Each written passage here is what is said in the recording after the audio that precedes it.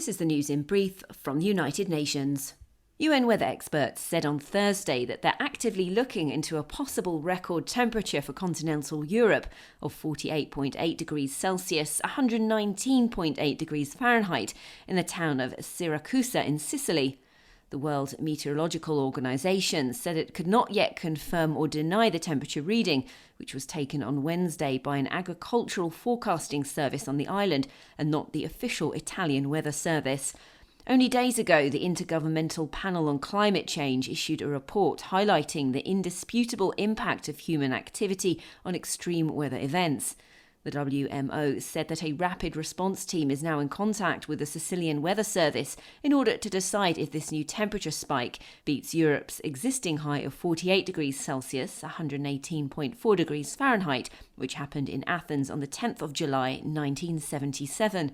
The development comes amid fresh heatwave alerts and concerns over wildfires in Algeria, where the National Weather Service forecast temperatures of at least 44 degrees Celsius or 111.2 degrees Fahrenheit, with highs of perhaps 47 degrees Celsius or 116.6 degrees Fahrenheit.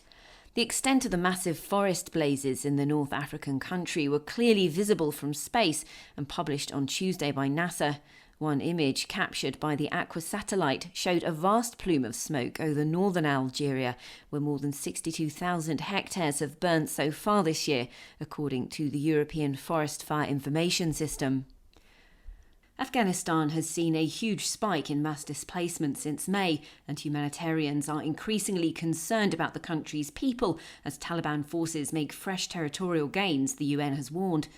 Some 390,000 people have been forced to flee conflict across the country since the start of the year, according to OCHA, the UN Office for the Coordination of Humanitarian Affairs. The agency noted too that between the 1st of July and the 5th of August, 5,800 internally displaced people had arrived in Kabul, with hundreds more now arriving each day, according to latest reports. The most vulnerable have now received assistance, including food, household items, water and sanitation support. Although most of the new arrivals have been hosted by families and friends, a growing number are staying in the open, the OCHA said. To help them, aid assessment teams have been deployed and temporary health clinics and mobile health teams are already up and running. Despite the worsening security situation, humanitarian agencies continue to deliver assistance to those in need, reaching 7.8 million people in the first 6 months of the year. Additional funds are urgently needed, however, as the $1.3 billion humanitarian response plan for Afghanistan is only 38% funded. 3 new candidate drugs are being tested in the latest phase of global trials to find effective treatments against COVID-19, the World Health Organization's announced. The therapies, artesunate, imatinib and infliximab, will be tested on hospitalized coronavirus patients in 52 countries under the Solidarity Plus program. The drugs are already being used to treat other conditions. There have been more than 203 million confirmed cases of COVID-19, according to the WHO, which noted that the world hit the 200 million mark last week, just 6 months after infections passed 100 million. Speaking in Geneva, agency chief Tedros Adhanom Ghebreyesus underscored the critical need to find more effective and accessible COVID-19 therapeutics.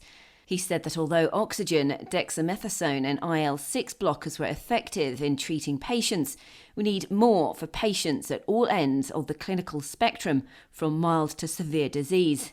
Tedros insisted that health workers needed to be trained to use these therapeutics too. The 3 drugs were selected by an independent panel for their potential in reducing the risk of death in people hospitalised for COVID-19. Katie Dartford, UN News.